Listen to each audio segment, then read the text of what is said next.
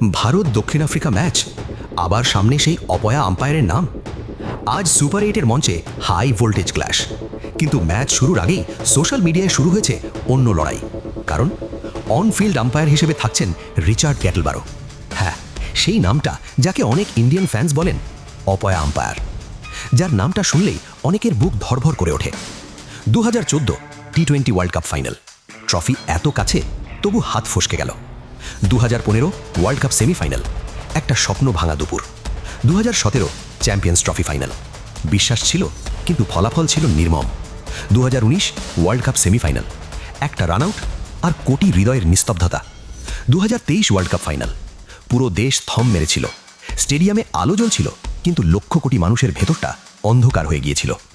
বড় মঞ্চ, বড় স্বপ্ন, আর শেষে হার্ট ব্রেক।